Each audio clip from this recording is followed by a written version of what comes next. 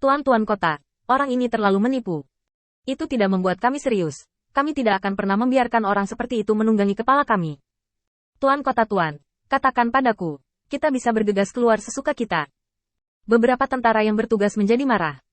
Setelah berguling-guling di siang hari, mereka sekarang memiliki kepercayaan besar pada penguasa Liancheng, dan mereka tidak bisa mentolerir penguasa Liancheng ditekan oleh penguasa cahaya.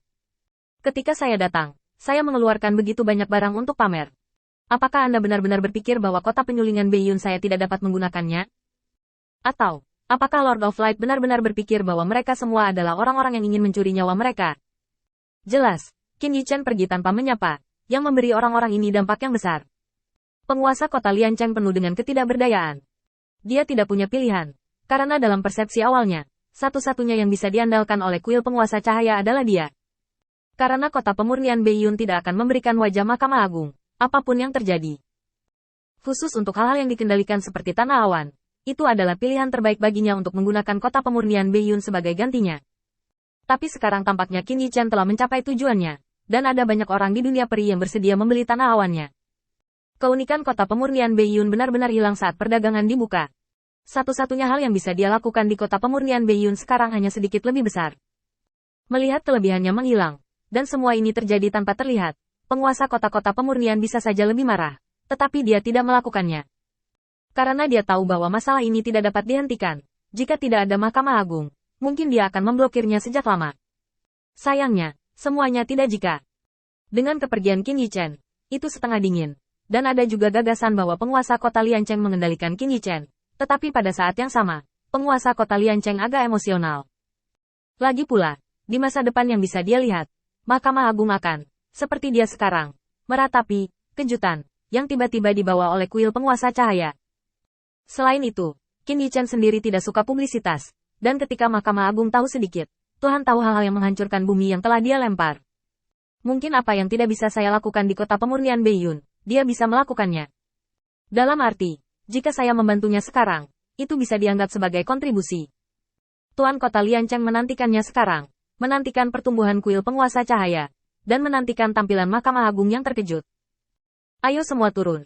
Jangan bicara tentang hal-hal hari ini. Omong-omong, turunkan hal-hal ini dan beri saudara poin. Masing-masing rasanya sedikit. Bahkan jika kamu mati besok, kamu tidak akan menyesalinya. Banyak. Qin Yichen meninggalkan kamp sambil tersenyum, dan terbang bersama Lin Bai. Amati situasi di kota terapung Haton Demu. Qin Yichen hanya akan melakukan hal seperti itu ketika dia kenyang. Saya hanya ingin menyelamatkan sedikit muka untuk penguasa kota Liancheng. Jika saya benar-benar tidak ingin menyelamatkan muka sama sekali, maka tetaplah di sana dan terus tekan penguasa kota Liancheng. Bagaimanapun, saya memiliki keuntungan sekarang, dan saya tidak kekurangan apa-apa. Jika Anda kesal, kirim saja langsung. Saat Anda pergi, angsa liar itu lewat tanpa jejak. Tapi Qin Yichen tidak melakukannya. Karena barang-barang yang dia ambil sebelumnya dibeli dengan harga yang wajar, kota-kota terapung ini memang mematuhinya sekarang. Tetapi siapa yang bisa menjamin bahwa mereka akan begitu patuh di masa depan? Jelas tidak mungkin. Ada hati yang berbeda, dan tidak sedikit orang yang memakan kedua ujungnya. Qin Yichen sekarang dapat menggertak orang luar ini. Dia hanya tidak tahu situasi sebenarnya dari kuil penguasa cahaya. Membuka perdagangan memang dapat mengikat mereka bersama secara diam-diam. Tetapi pada dasarnya, itu akan memakan waktu. Bahkan jika kuil penguasa cahaya menawarkan manfaat setinggi langit, itu tidak akan mengubah ini. Pembentukan hubungan mereka dengan kuil penguasa cahaya membutuhkan waktu. Dan setelah waktu yang lama, mereka dapat dianggap sebagai bagian dari kuil penguasa cahaya. Sepanjang jalan ke puncak kota terapung Haton Demu, mata Qin Yichen tertuju pada peralatan pertahanan ini. Di matanya, nilai benda ini adalah yang paling penting. Metode Mahkamah Agung sangat istimewa. Qin Yichen ingin menghadapinya sendiri, tetapi jelas tidak realistis dalam kasus mata hitam. Dia membutuhkan sesuatu sebagai referensi baginya untuk berurusan dengan Mahkamah Agung. Saat ini, kota pemurnian Beiyun sangat cocok. Ketika kota pemurnian Beiyun dan Mahkamah Agung bertarung dengan sengit, mereka harus menunjukkan beberapa keterampilan nyata untuk bertahan. Yang diinginkan Qin Yichen adalah hasil ini. Dia perlu mendapatkan hal-hal ini untuk membantunya lebih memahami cara dan metode serangan Mahkamah Agung, dan menangani kemungkinan serangan di masa depan dengan lebih baik. Sekarang Qin Yichen secara terang-terangan mengamati, tetapi dia tidak memandang mata Beiyun Liancheng sama sekali. Seiring berjalannya waktu, panen Qin Yichen tidak terlalu banyak, tetapi tidak apa-apa, jadi dia menggosok kepalanya dan melihat keluar. Lin Bai, bagaimana situasi di luar? Jauh sebelum Qin Yichen memasuki kota terapung, Dia menggunakan avatarnya untuk menyamar sebagai Lin Bai. Lin Bai sendiri sedang mencari berita di luar. Dengan kemampuannya yang luar biasa untuk menghancurkan mayat dan jejak, Qin Yichan percaya bahwa dia bisa menangani semuanya dengan baik. Setelah beberapa saat, sebuah tanggapan datang dari telinga Qin Yichan. Saudara Qin, ada 2 celah di blokade. Saya pikir 2 arah ini dapat dipertimbangkan untuk menerobos. Setelah berbicara, sebuah peta muncul di benak Qin Yichan. Jenderal Taiwan, Jurang Jiuku. Melihat medan dari 2 tempat ini, Qin Yichan mengerutkan kening. Platform umum jelas mudah dipertahankan dan sulit diserang. Tidak hanya orang-orang dari Mahkamah Agung yang ditempatkan, tetapi juga ada celah-celah alami di ruang angkasa, yang telah mengubah tempat ini menjadi benteng yang kokoh. Selama pintu masuknya tidak cukup, itu dapat diblokir. Ribuan pasukan. Dan Jurang Jiuku bahkan lebih berbahaya. Ada celah panjang dan sempit di gunung gantung hampir 10.000 mil.